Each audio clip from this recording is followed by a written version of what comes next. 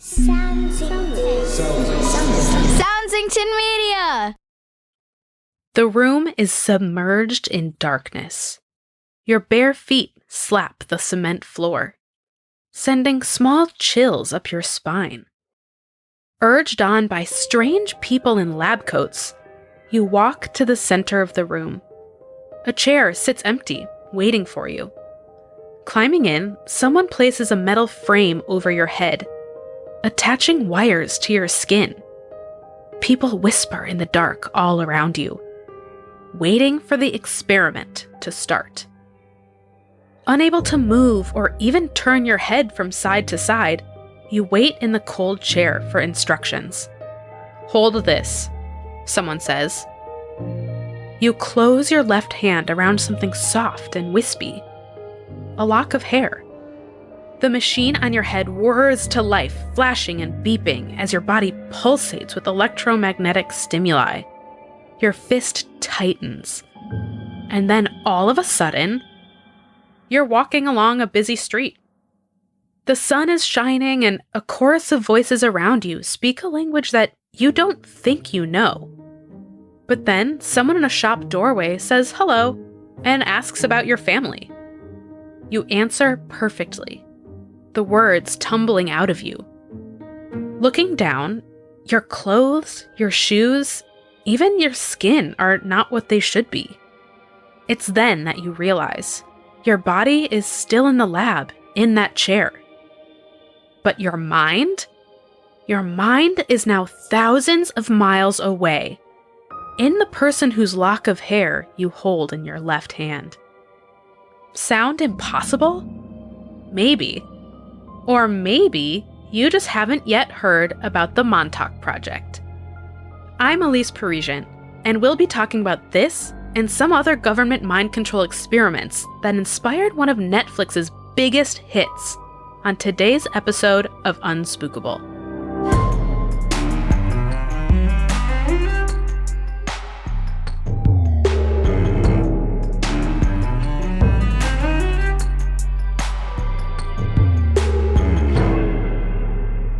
I think a conspiracy theory it's like a thing that people think. And normally conspiracy theories are not true, but I must admit, people come up with crazy solutions to things. Like, there's some conspiracy theories where that happens, where like, if you actually believe in it, it makes a lot of sense, but it normally is not true.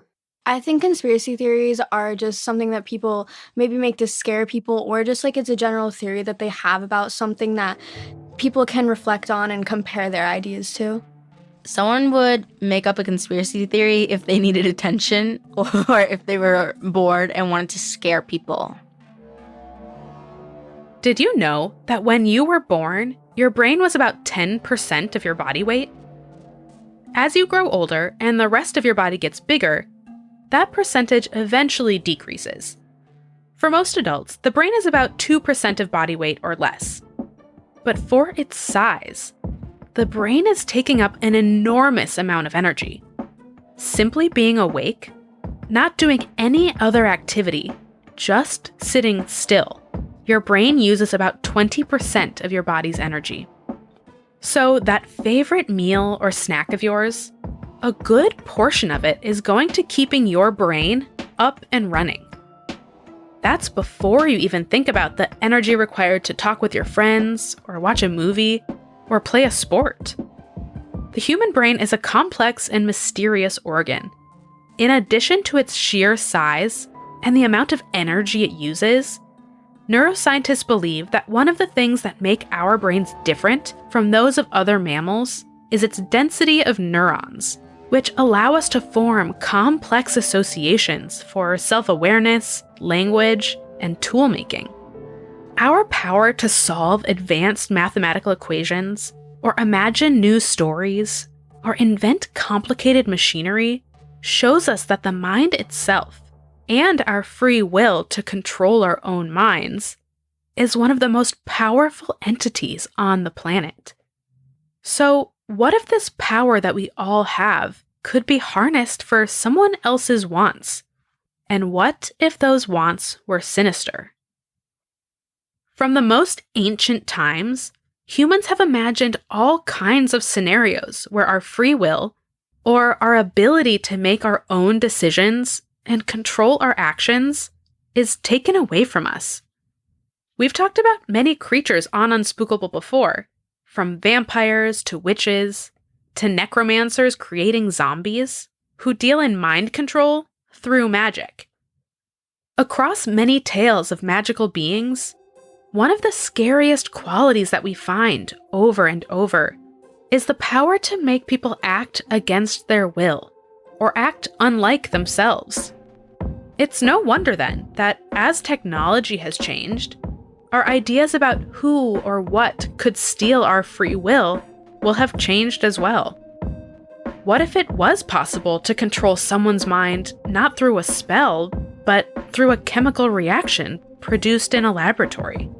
Or a machine that tapped into the brain's electrical impulses?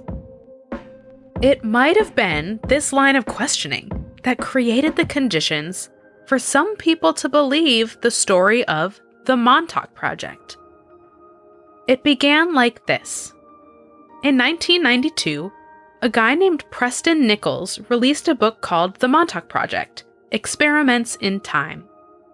The book detailed experiments conducted by the United States government at a research facility in Montauk, New York, a town on the far eastern end of the Long Island Peninsula, jutting out into the Atlantic Ocean. Nichols claimed that the no longer operational military base in Camp Hero State Park was once a hub for paranormal research. He also claimed that his memories of the experiments he took part in only began to come back to him after many years of being repressed by the mind control techniques he experienced during his time in the project. The book details the layout of the facility, the government employees and military personnel who worked there, and their equipment and procedures. Nichols claimed he saw everything from space-time portals used for world jumping, experiments in telepathy and mind control, and devices that successfully contacted alien life. So, did he just pull all of these details out of thin air? Not exactly. We'll keep going deeper when we return. Some things that I've heard of is, I'm pretty sure it's a conspiracy theory. I have no idea if it's real or not. But like Russian sleep experiment where they kept people awake for super long, and then there's like multiple variations of it, and the one I mostly heard growing up was they got powers from staying awake so long, and that's what it reminds me of. Like they were like moving stuff. I've heard of something that kind of reminded me of the lab that was in Stranger Things. It wasn't exactly along the same lines, but it was this place kept these people in a room for I think it was 3 weeks maybe. And when they had gotten out, they were unable to breathe regular oxygen without passing out. And they were only able to breathe the same oxygen that was in that room. I am definitely surprised, especially about the mind control. I've seen hypnosis that is how does that work? I'm always thinking they're probably getting paid to act like it. But then I see some people in doing things they would never want to do. And I'm thinking, how? What separates a far-fetched fictional story from a conspiracy theory? Some people would say it's just a matter of how many people believe that story, or if they act on the information they think it provides. We've talked on Unspookable before about conspiracy theories, or the idea that events or situations can be explained by some powerful secret entity controlling them behind the scenes. In the days after Nichols released his book about the Montauk Project, people began to come forward, saying they too had similar experiences in that government facility at Camp Hero, that they too were survivors of the Montauk Project. Just as loud were the voices that dismissed their stories as conspiracy theory. After all, the United States government couldn't possibly have this technology without details getting leaked to the public, could it? But that's the thing about conspiracy theories. They draw their power from a circular logic that feeds itself. Nichols and others can't prove what happened in the Montauk Project, but neither can anyone disprove it, which Nichols claims is because of the power of the US government to cover up their work. As far as conspiracy theories go, the Montauk Project has connections to another supposed military operation known as the Philadelphia Experiment. In 1943, during World War II, the US government was looking for ways to avoid detection by German radar using electromagnetic technology. The story goes that not only did they succeed, but the technology they developed made the naval vessel, the USS Eldridge, completely disappear from the shipyard in Philadelphia, Pennsylvania, and then reappear more than 200 miles away in Norfolk, Virginia. Some of the more terrifying accounts claim that crew members aboard the vessel at the time reappeared with the ship fused to the bulkhead, or materialized inside out. Despite the fact that no one serving on the Eldridge would ever confirm this story, it spread widely. A movie was even made about it over 40 years later, which a guy named Al Bielek saw in 1988. Watching this movie, something just clicks for him.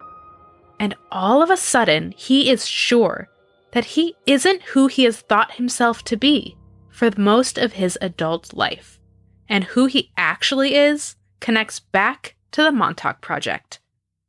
Bielek said that his real name is Edward Cameron, and that he and his brother Duncan worked on the Eldridge when they were in their 20s, and that the same technology provided the basis for the Montauk Project, which the brothers later joined. To prevent the secrets from getting out, the US government wiped the memories of all involved in the experiment. One of the creations that both Bielek and Nichols, who wrote the Montauk book, claim to have been a part of is the Montauk chair. The device used an elaborate helmet attached to the subject's skull to transmit electromagnetic waves that could transport the subject's mind into someone else's body. One of the eeriest parts of what Bielek and Nichols' stories about the chair is that they say most of the subjects were children who were orphans or ran away from home. Children the government believed no one would come looking for. The aim was to fracture your mind so they could program you, said Stuart Swerdlow, who claimed he was one of the boys held in the Montauk Project facility. But program you to what? We should remind ourselves that no one has ever found proof that experiments on children of these kinds were done in the ways these stories claim. No proof of the Montauk Project or of the Philadelphia experiment exist, that we know of. These projects are labeled as conspiracy theories to most people who encounter them. But there are two things at the root of these conspiracies that make them so tantalizing. We'll talk about those right after this. I've finished all of Stranger Things, and especially in early episodes, like Eleven's introduced, and she comes from a lab that's studying her abilities. I've seen Stranger Things, and I feel like in the earlier seasons, it mainly focuses on Eleven's powers and what she can do with her powers and where exactly she's coming from. I have watched the Netflix series Stranger Things, and it is mostly about this thing, like this place, which is like the world but inverted with crazy, creepy monsters that look like evil giant flowers with teeth on their heads. So, and yeah, and it's like, when I think about it, there's a lot of conspiracy in it and like stuff like that. Have you ever heard the word brainwashed? Brainwashing, like the terms mind control or thought control, refers to this idea that the human mind can be altered or influenced by certain psychological techniques. The term was first used in English in the 1950s to describe people who were under the control of their government, prevented from thinking critically or independently. You might hear it in reference to something more innocent, though, like if you watch a TV show or play a video game so endlessly that you're obsessed with it. Someone might say that you're brainwashed by it. Brainwashing can be referenced in relationships or communities as well. Like if someone has so much influence over a group that the group follows everything that person says, sometimes referred to as a cult. After World War II, the governments of many countries were afraid, and rightfully so. Germany, Italy, and Japan, known as the Axis powers, had brought ruin and devastation to millions of people, not just in battle, but for innocent civilians as well. And the United States had responded by creating and detonating 2 nuclear bombs on Japan, the only time nuclear weapons have been used in human history. It was out of this aggression and fear that governments began to race to develop more weapons and more defenses against the next conflict. And one of those weapons for the US government was mind control. But wait, you might be thinking, didn't we just say that the Montauk Project is a conspiracy theory? Isn't it just a scary story, even if some people believe it? As we often find on Unspookable, scary stories, even the most far-fetched ones, often have a basis in truth, even if they are then exaggerated or later used in untruthful ways. In 1953, the head of the Central Intelligence Agency, which you might know as the organization of spies that is part of the US government, ordered the start of a project called MK Ultra. In this project, people were experimented on against their will, using chemical substances meant to test the limits of the human mind. The researchers were trying to find substances that could do things like create memory loss, alter senses, or temporarily paralyze. It's unknown the full extent of this project, or its reach. Thousands of documents were destroyed by the government in the 1970s that would have at least partially revealed the activities of the project. It was supposedly shut down by 1977, but not without many innocent lives altered through forced participation.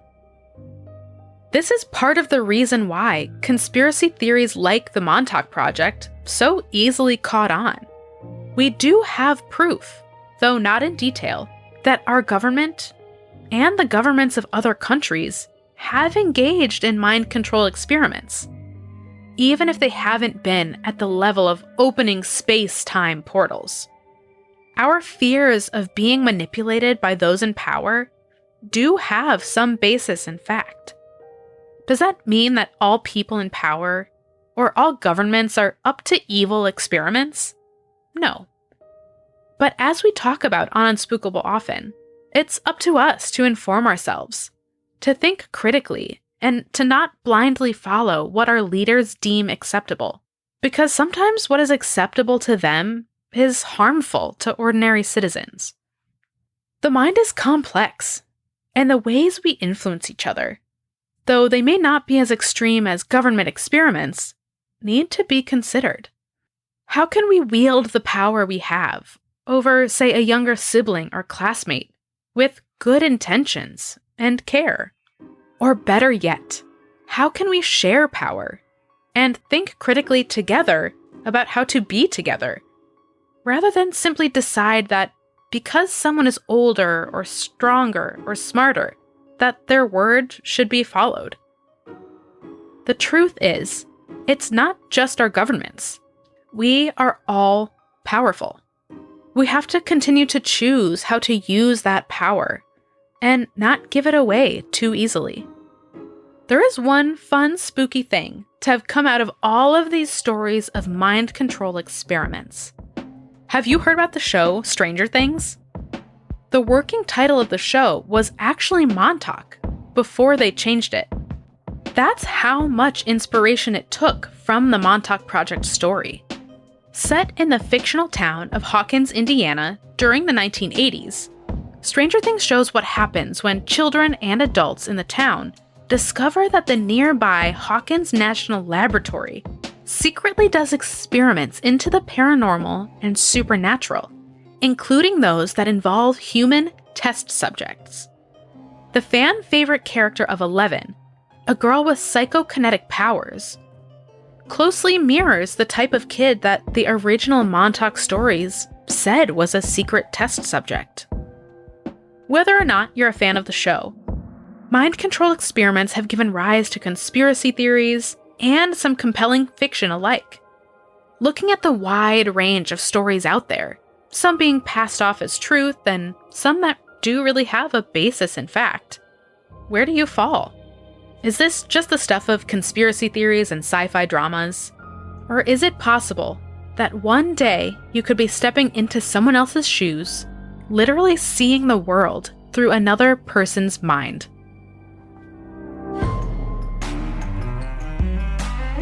Thanks for listening to Unspookable. I'm your host, Elise Parisian. This episode was written by Ellenor Riley-Condit, produced and edited by Nate DuFort. Our theme song and additional music composed by Jesse Case. Our logo was created by Natalie Khuen. Special thanks this week to our guests Blythe, Bella, and Al. If you enjoy the show, make sure to tell your friends. You can leave us a rating and review in your podcast player of choice, or share an episode on social media. Speaking of social media, you can find Unspookable on Twitter and Instagram. Follow us for a peek behind the scenes and for updates on the show. Unspookable is a production of Soundsington Media, committed to making quality programming for young audiences and the young at heart. For more information on our shows and the people behind them, go to www.soundsingtonmedia.com.